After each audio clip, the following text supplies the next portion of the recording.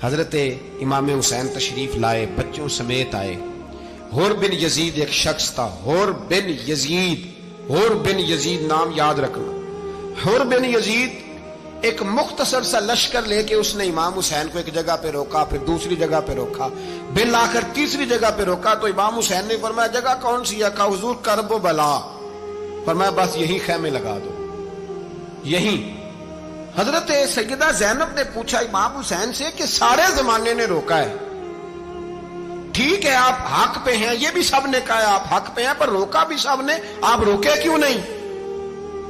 تو ابن کثیر اور ابن اسیر لکھتے ہیں کہ امام حسین رو پڑے، کہنے لگے بہن میں رک جاتا پر میں نے رات کو نانا مصطفیٰ کو خواب میں دیکھا ہے۔ تو حضور نے فرمایا حسین اگر آج یہ رواج پڑ گیا نا یزید جیسے لوگوں کا تو قیامت تک پڑا رہے گا، پھر لوگ کہیں گے کوئی نکلا نہیں تھا تو ہمیں بھی نکلنا، پھر لوگ ظالموں کے سامنے گردنیں جھکانے کے عادی ہو جائے۔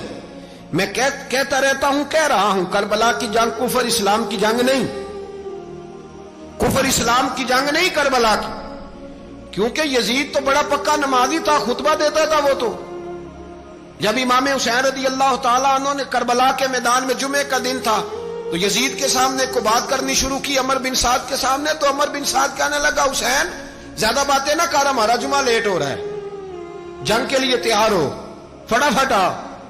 اہل بیت نبوت کو قتل کریں گے اور قتل کے بعد پھر نماز پڑھیں گے اور پھر کہیں گے اللہم صلی علی محمد وعلی آل محمد، اسی نماز میں پھر درود بھی پڑھیں گے۔ یہ کیسا مرتبہ ہے، کیسا انداز ہے، دوستی قاتل سے بھی مقتول سے یارانہ بھی۔ حور بن یزید امام حسین سے کہنے لگا مجھے حکم ہے آپ کو روکنے کا، آپ آگے نہیں جا سکتے۔ امام صاحب نے فرمایا وجہ؟ زمین اللہ کی ہے۔ اس نے کہا آپ بیعت نہیں کر رہے، یزید کی حالات آپ کے حق میں درست نہیں ہیں، آپ نہیں جائیں گے۔ امام روک گئے۔ ظہر کی نماز کا وقت ہوا تو حضرت علی اکبر امام حسین کے بڑے صاحبزادے انہوں نے اذان ظہر پڑھی تو حور بن یزید کے لشکر نے امام حسین کے پیچھے نماز ادا کی۔ کہا بھئی تم مقابلے میں آئے ہو نماز پیچھے پڑھتے ہو؟ کہا حضور مقابلہ تو تلواروں سے کر رہے ہیں پر ہمارا دل تو مانتا ہے نا کہ مصطفیٰ کا نواسہ بڑی شان والا ہے۔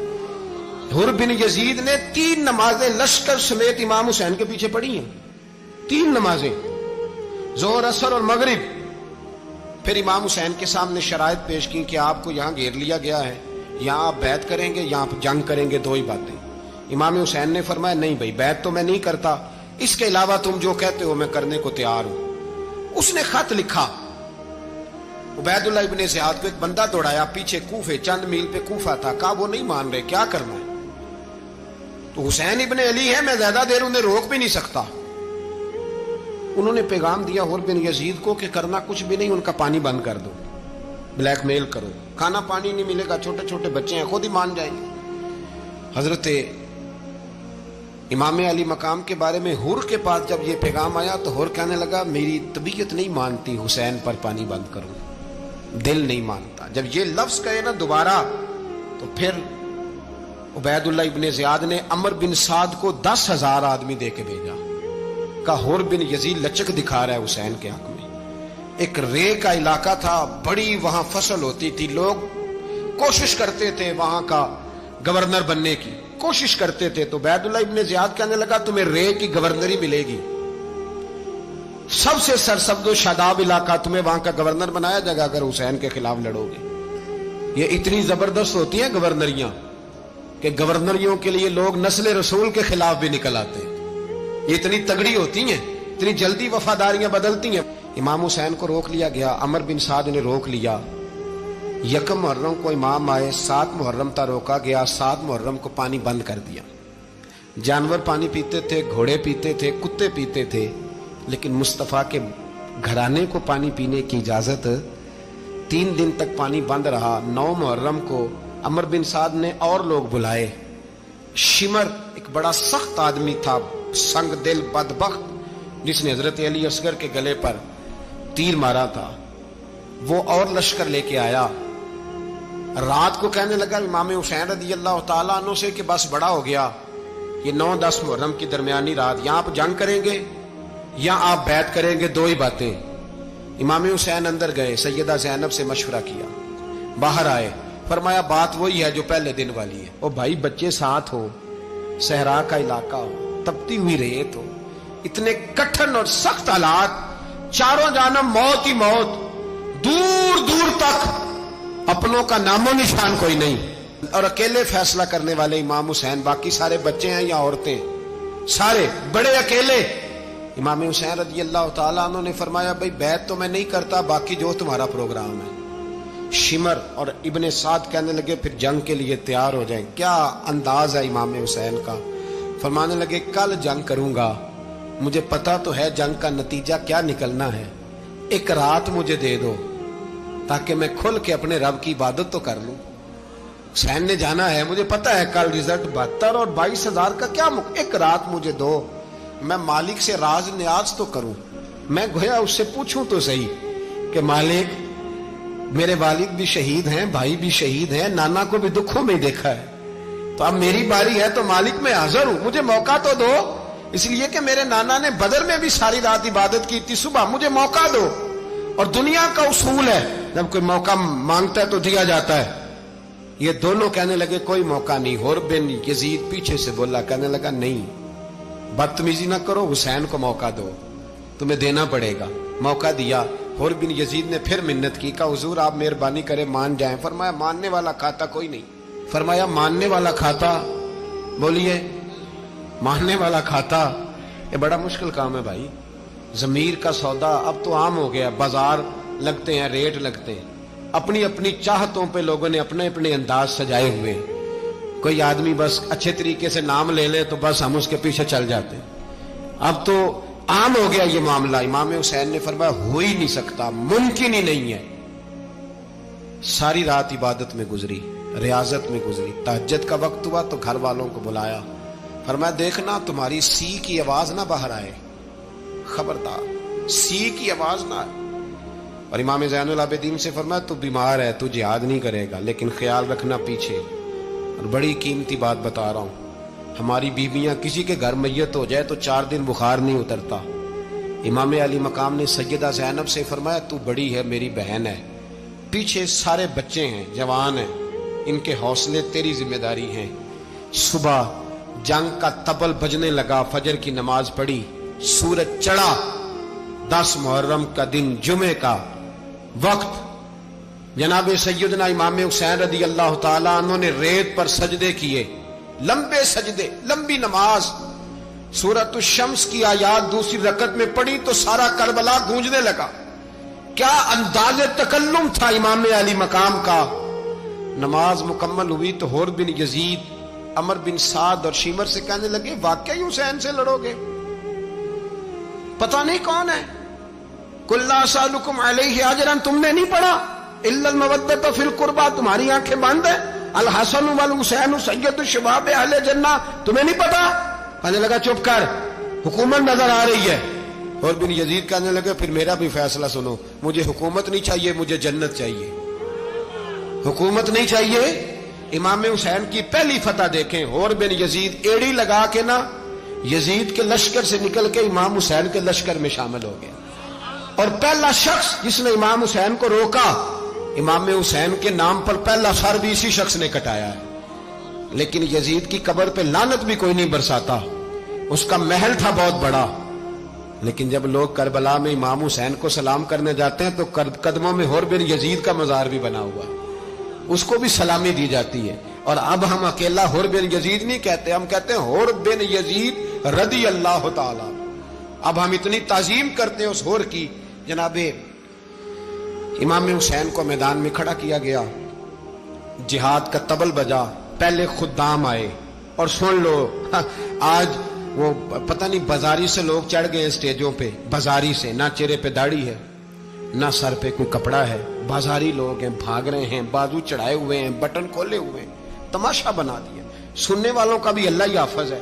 वो स्टेज पे ये अहले बैत की शान बयान करता है, भाग के उधर जाता है, ये कोई तरीका है। सुनने वालों का भी अजीब अंदाज है, हर बंदे को सुनने बैठ जाते हैं। दीन मुहज्जब है, तहजीब वाला है, दलाइल रखता है, दीन वकार रखता है, ऐसे लोग अब दीन बयान करेंगे। हजरत सैयदना इमाम हुसैन रज़ी अल्लाह ताला अन्हु सुबह जब जिहाद का वक्त आया, पता है कौन कौन थे करबला में? امام حسین کے ساتھ امام حسین کے 4 بھائی تھے کربلا میں. کتنے؟ بول کے بتائیں. حضرت علی کے 4 بیٹے، عباس بن علی، جن کو حضرت عباس کہا جاتا ہے نا، علمدار، یہ حضرت علی کی دوسری زوجہ میں سے. عباس بن علی بھی تھے اور ابو بکر بن علی بھی تھے، عمر بن علی بھی تھے، عثمان بن، یہ حضرت علی کے بچوں کے نام ہیں. یہ آپ کے شہزادے امام حسین کے ساتھ شہید ہوئے. ان کا نام صرف اس لیے نہیں لیا جاتا کہ ان کا نام خلفائے ثلاثہ کے نام پہ، حضرت علی نے اپنے یاروں کے نام پہ رکھا ہے تو تم نے کربلا کے میدان سے خارج کر دیا. یہ تینوں شہزادے حضرت جناب سیدنا امام حسین کے ساتھ تھے، یہ بھی شہید ہوئے. حضرت جناب زینب امام حسین کی سگی بہن ہے. ان کے 2 بچے تھے، اون و محمد.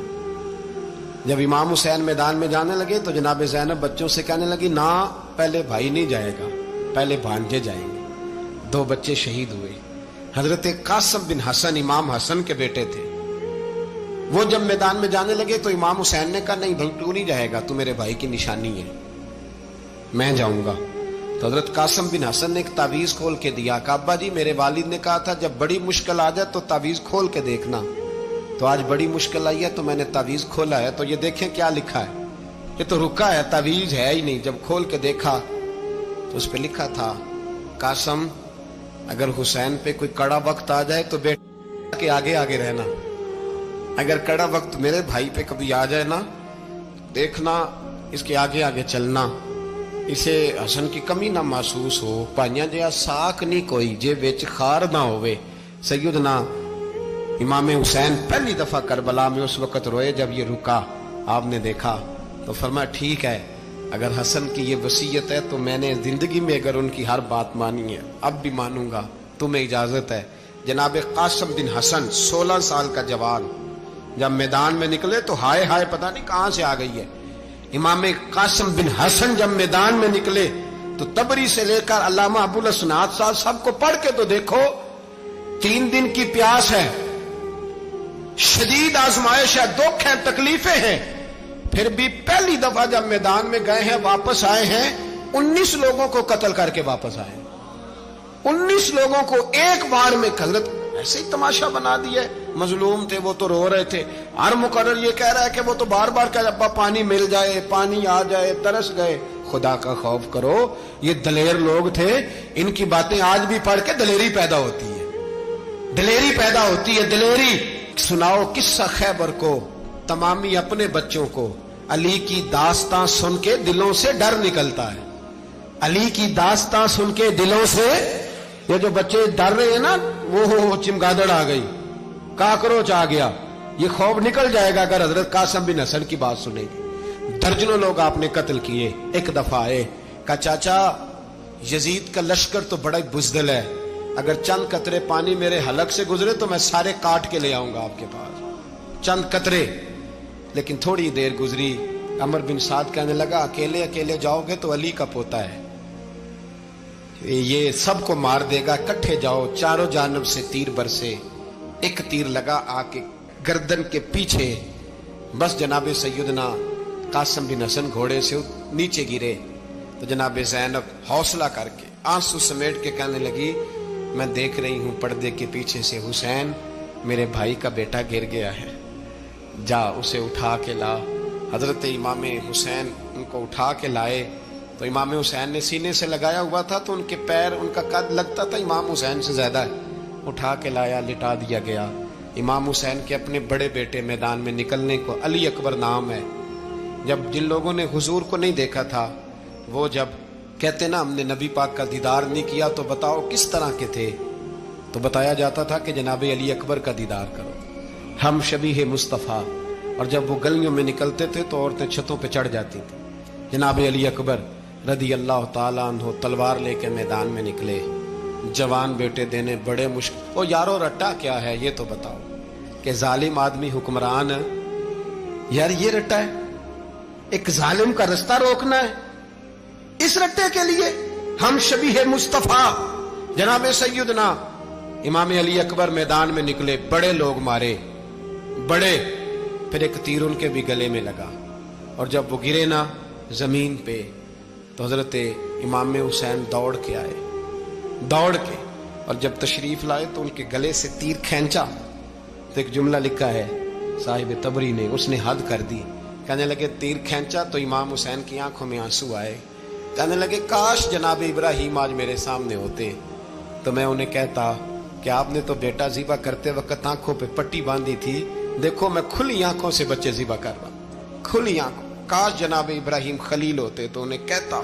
जनाब अली अकबर भी शहीद हुए। हजरत अली असगर को तो अचानक उठाया था इमाम हुसैन, बाहर निकले तो गर्दन पे तीर लगा तो 6 महीने का बच्चा वो भी शहीद हुआ। खून उछाला आसमान की तरफ तो कहा मौला देख ले, मैंने 6 महीने वाला भी नहीं बचाया, वो भी दे दिया है। फिर हजरत अब्बास को बेटियों ने कहा कि अब ना, कुछ कहते हैं पहले शहीद हुए, कुछ ने लिखा बाद में, कहा अब हमसे पानी के बगैर नहीं रहा जाता। तो जनाब अब्बास पानी का मशकीज़ा लेके निकले, बाहर निकले, एक हाथ कटा, दूसरे पे मशकीज़ा वो भी कटा। देख लो मैं पस मंजर पे हूं अभी तक, मैं बता रहा हूं कि जिहाद किसके खिलाफ था? जालिम हुक्मरान के खिलाफ, जालिम काफिर के खिलाफ नहीं, मुशरिक के खिलाफ नहीं। हजरत इमाम हुसैन रज़ी अल्लाह तआला अन्हु ने हर जगह एक ही बात की कि यजीद शराबी है तो बच्चे कटवा दूंगा, शराबी को वोट। ये एक नहीं, हर किताब में यही लिखा, हर किताब में, और हर मसलक की किताब। यजीद चूंकि मुजरे देखता है, रंडियों का नाच देखता है, बच्चे कटवा दूंगा, उसके हाथ में हाथ। इमाम हुसैन ने फरमाया चूंकि अल्लाह की हदों को तोड़ता है, हुकूकुल्लाह पामाल करता है, हुदूदुल्लाह, बच्चे कटवा दूंगा लेकिन उसके हाथ में हाथ। सारा दिन खुद मुजरा देखना और 10 मुहर्रम को 2 देगे पका के हुसैनी बन जाना, सारा साल खुद गंद मंद करना, शराबियों के साथ रहना और 10 मुहर्रम को 2 आंसू बहा के याद रखना।